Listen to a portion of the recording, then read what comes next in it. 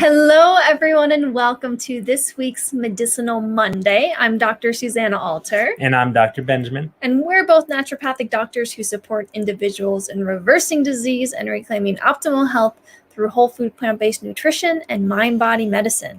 Here we are at another Medicinal Monday, and we're excited to talk to you about our favorite on-the-go whole food, plant-based snacks. And we are always curious to hear what your favorite on-the-go whole food, plant-based snacks are. But what a great topic, because let's face it, we don't always have the time and energy and bandwidth and preparedness to whip up something deluxe, even though maybe that's what we strive for. So it's always so important in our experience of working with other individuals. It's so important to have the understanding of just what to take on the go, so that we've got that kind of on the go snack thing going on, but we're not sabotaging our health while we eat and choose those snacks on the go. So yeah, let's crack into this. But before we do, any announcements, Dr. Susanna? Announcements. Yes, we've got a few announcements. We just wrapped up the Energy Upgrade Whole Food Plant-Based Challenge. It was an awesome challenge.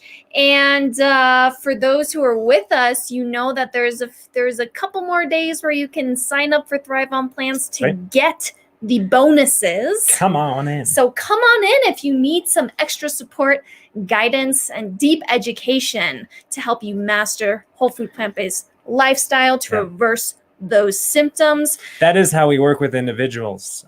In case any of you are wondering, oh, these doctors, Ben and Susanna, Alter Health, how can I get some of their good juju in my life? Well, you can through our Thrive on Plants program, which is amazing, an amazing community. And we've got some of those individuals with us today in the Plant-Based and Stress-Free Facebook group. Yes, I see them. They're live with us right now. Hey! So, by the way, if you are listening to this recording on YouTube or a podcast platform, you have an invitation to come on into the Plant-Based and Stress-Free group, where we record these episodes live on topics that you want to hear about. So you can vote on these topics. And I'm glad that people voted on this topic of whole food plant-based snacks on the go. Yes, but one more announcement before we dive in, that the Alter Health Midsummer Cleanse is right around the corner, starting officially on July 11th, but we have our pre-cleanse meeting on July 9th, and we are currently in early bird pricing mode until Tuesday night. So we've got, little over 24 hours for you to get $20 off of enrollment for the Alter Health Cleanse. And that code is pre-programmed into the button. You just go to alter.health/cleanse and you enroll to save $20. And that's going to be awesome. Yes. So let's talk about on-the-go whole food plant-based snacks, because I already see some good ideas in the chat here. Apple, mulberries, dates. Yeah. Sounds like some good fresh and dried fruits. What else is out there? Well, there's all sorts of things, but I think Janine hit the nail on the head in terms of what our favorite ones are as well, which are those things that don't even have a package. There's a lot of packaged foods out there that might be quote unquote whole food plant-based compliant. We were just introduced to mushroom jerky, and instead of beef jerky, mushroom jerky. And we've actually had that ourselves, and it's pretty darn tasty. And there's nothing wrong with grabbing something like that. But things like mushroom jerky aren't going to provide a whole lot of energy. Might be tasty, might satisfy the taste buds. But in terms of energy, and by energy, I'm just simply talking about calories, like scientifically, biochemically, people in the community here know how important energy is for energy and health and healing. And we got to get the energy in the preferred fuel for our body, which just so happens to look like whole food plant-based, eating the natural sorts of foods that nature provides. So back to the apple, mulberries, and dates kind of example. No ingredient lists, no nutrition label, just fuel, just nutrients, just fiber, just water. So of that, what about you, Dr. Susanna? What are your favorite on-the-go whole food plant-based kind of snacks? Well, I would say the most common snack we enjoy is fruit, for sure. I saw someone also, sorry to interrupt. No. Yeah. I saw someone ask a question, what's a favorite packaged breakfast item? And I was like, a banana. It's packaged, just peel it. But, maybe instead of one banana, you get 5 or 6 to get that dose of energy and fuel and fiber and nutrients and everything. Yeah. In addition to just, packing up a few pieces of fruit and dates, dates especially are great for on the go because you can just cram them in your purse or your bike bag or whatever. It's not going to get all mushy and bruised. It's the excellent snack for on the go. But actually just the other day, I had a busy day out, in between meals, but running errands. And I just felt like I knew I was going to need something in between meals. And I actually just whipped up an awesome on the go smoothie, poured it in a jar or whatever kind of to-go container you have. And that's also a really great, smoothies, might seem like, oh, but then I need to clean the blender and then, but it really only takes 4 or 5 minutes to whip up an easy smoothie in the blender. And then you've got good nutrition for the rest of however long you're out. Yeah, we've got some other great ideas in the chat here. Cuties. I think you're talking about those little clementine orange things. So good. For sure. They come in a nice, neatly wrapped package as well. Potatoes. Oh my gosh. Thank you for sharing potatoes in the chat. That's a great option. And honestly, we are huge advocates. Maybe you've heard us ramble on and on about batch cooking, things like rice or intact whole grains and legumes and potatoes or sweet potatoes. Our preferred way of cooking those in batch are in the Instant Pot, instant steamed, I guess you could technically say. And any kind of potato, you steam it and you got them in the fridge. And I am such a huge fan of cold steamed potatoes. I think honestly, the steamed white potatoes or Yukon Gold or russet potatoes or red potatoes are my favorite to just eat cold steamed. And just fun fact about cold steamed potatoes as well. This applies to cold intact whole grains as well and cold legumes, is that when we cook those sort of starchy foods and then we bring them back down to room temperature or put them in the refrigerator to store, some of that starch in the food is converted into what's called resistant starch, which is resistant to our digestive enzymes.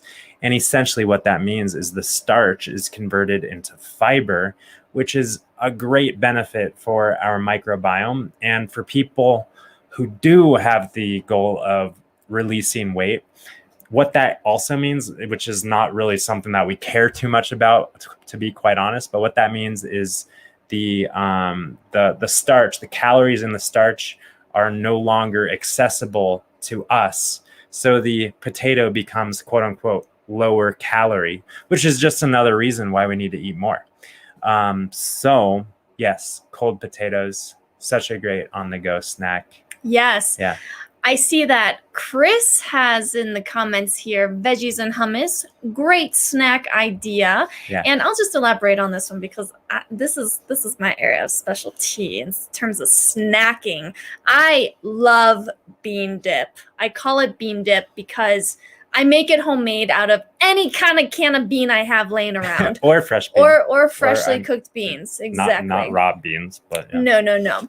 But so, we think about how, but it's so much more convenient to buy hummus in a container. And that's true, but there are very few brands of hummus that don't contain oil in them. So if we really want to stick to whole food plant-based, there's the Engine 2 hummus that's available at Whole Foods. And there's a few other ones, but you really need to, look closely at the ingredient label. And rather than wasting your time reading through all the ingredient labels, you could just make your own hummus at home. And it is so easy. And it's 2 ingredients. And all you need. What's the second one? Well, to give it flavor, Oh, So anyway, you don't like beans by themselves? it's a little boring. No, come on. Yeah, so it's as easy as opening up a can of beans, straining it, rinsing it, putting it in a blender or a food processor, and adding like 1 teaspoon of coconut aminos. That's Dr. Susanna's preferred recipe. That is my favorite recipe. Coconut amino is optional. Other herbs and spices, whatever. Yes, but it honestly also takes about 3 minutes in the blender. And yeah, you can have it with vegetables.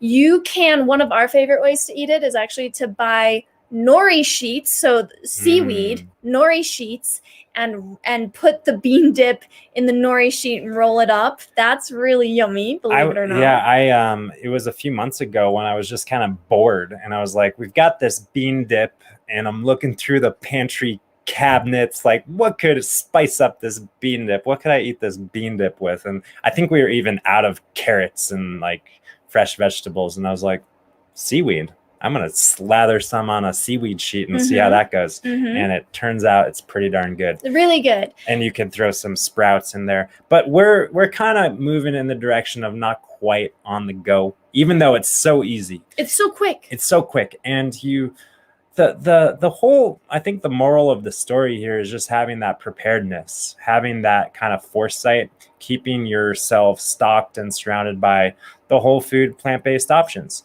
which really we say this all the time. It's just a matter of creating new habits. And maybe you've had the habit to, stop by the gas station and get a Cliff Bar or a Snickers bar or whatever sort of protein bar or a protein shake or something like that. There's not probably going to be any whole food plant-based options at the grocery store. Except for the Larabar. Oh. And the banana, yeah. Well, yeah. But what I was getting at is, even things like Larabar, which are a great example of a minimally, I wouldn't even call it processed, just very simple ingredients combined and packaged and ready to take on the go.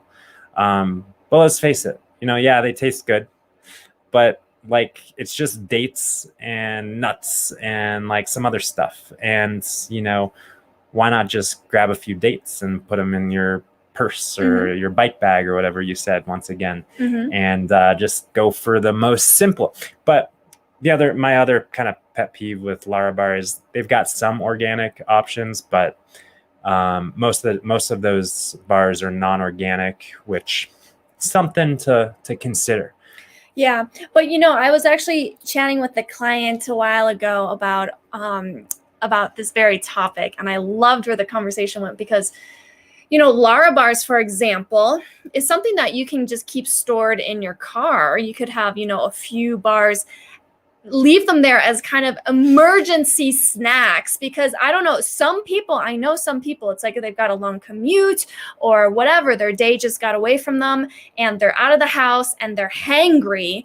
And when we're hangry, we're more likely to let's just go into drive-through or let's just go into whatever convenient food place we can find. And if you've got something there, then you can eat it and not be hangry anymore. And so it might, I know a lot of people love having those emergency snacks in the car, and Larabar would be a good option. And it would honestly be a better option than nuts. Nuts and seeds are a really common snack for people. But again, what we learned in the energy upgrade and what we always talk about is that these high fat plant foods, they don't provide the body with the ideal fuel. And we really want to focus on those carbohydrate-rich plants, especially many of us who have any kind of metabolically related health goals that we're moving towards. Really good point.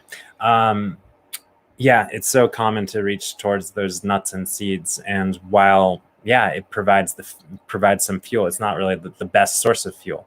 And nuts and seeds are also more difficult to digest. We're just talking about how, it's common if you do have a handful or two of nuts, it's common to have a stomach ache or, a little indigestion, later in the day or what have you. So focus on the clean burn and fuel. And I think that this is a good opportunity to just reiterate that, while, I think a lot of people also go for just, fresh veggies, carrot sticks and celery and the rabbit food, which I love. And it's important to have those fresh veggies, but it's also important to point out that it's really difficult, if not impossible, to meet our energy needs from rabbit food. We've got to be eating all day long like the rabbits. And we have other things to do. So yes, those are good kind of additions to our snack on the go. But I think it's, pairing it with something like a bean dip and going extra heavy on the beans is really important if our intention is to fuel ourselves and keep ourselves energized. Because if you do eat, a couple little baby carrot sticks and a couple celery sticks, then you're going to be like, okay, that cured the boredom that I had for 3 or 4 minutes while I was chewing and doing that thing. But then 5, 10, 15, 20 minutes down the line, you're like, okay, I need more. And it's like, yeah, you do need more, because even though you chewed for 3 or 4 or 5 minutes, you really didn't give yourself much in terms of energy. And by energy, again, we're talking about calories / fuel / starch / carbohydrate-rich whole plant foods like the potatoes, the beans, the intact whole grains, and the fruits. So moral of the story, focus on those as the on-the-go snacks. And we got a good comment about a new obsession with organic wheat berries, which sounds really good. Having those intact whole grains in a tub or something and just taking them and yum. Yeah. Yeah. But I want to put in the same category with those low calorie foods, some snacks that have become popular, those seaweed snacks that, or kale chips, for example. I think those are a little past their prime. What, they're not as trendy? I think they used to be really trendy. And the seaweed snacks and the kale chips, they're just like nothing. They're like air. They've got some nutrients, but then they're coated with oil. Yeah. So it's like a carrier of oil. So let's face it, it's like we can do better than that. And it's not going to take us very far. No. Yeah. Yes. No, but back to the comment on the wheat berries. Yeah. I also, we can talk a little bit about what snacks might be great to have if we have time to prepare ahead of time, and having this kind of like whole grain salad can make a great lunch or snack or dinner. We're actually thinking of having a quinoa salad with dinner tonight, but chilled in the fridge, delicious. Yeah. And one other snack that's great if you've prepared ahead of time are what I like to call balls, energy balls. Oh, and there are so many recipes out there, and a lot of them do contain, nuts and nut butters and even coconut oil and all these fat-rich things.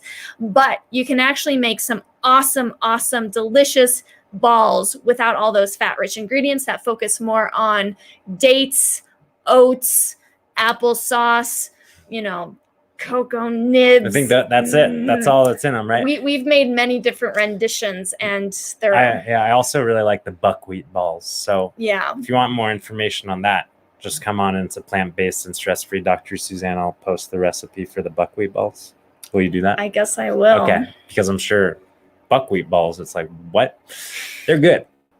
I feel like the buckwheat balls it's like it takes an acquired taste. Oh, but just allow it to be acquired, and you'll be patient with your taste buds. It's my favorite. And another good reminder from Chris here, just being prepared, being prepped, keeping the refrigerator cabinet stocked with all the good stuff, so that you can just go in and get something and know that it's going to be optimally fueling your body. Yeah. That's really so important. And it is just, again, a matter of creating those new habits that are going to ultimately serve you. Yes. Easy as that. Easy as that. So any parting words, Dr. Suze? No, I love that we focused on completely whole food, plant-based foods, because, we didn't even venture into the yellow light territory of the minimally processed snacky stuff, because we know there are plenty of vegan packaged options of snacks out there, but let's not even go there, right? Yeah. If we have so many delicious options that are whole plant foods, let's stick with that. It's going to be like so much better for us. It's ultimately going to be much less expensive, much more sustainable, and it's just the way to go. Yes. So All right. Well, thanks for hanging with us for another Medicinal Monday conversation. Just a reminder, if you're wanting to learn more and work with us and take your nutrition and health to the next level, come on in to Thrive on Plants with us. And get all my ball recipes, because I include them all in the meal guides and recipe guides. Lots of meal guides, lots of recipe guides, lots of wisdom, lots of conversation and collaboration with brilliant minds just like you. So come on in. If you're on the fence, you can learn more at alter.health/thrive on plants. Yes, and we also hope to see you at the cleanse starting on July 11th. And remember, signing up before Tuesday night, June 15th, you'll get $20 off. Cool. Early bird pricing. We'll see you in there. All right. All right. Peace and love. Bye.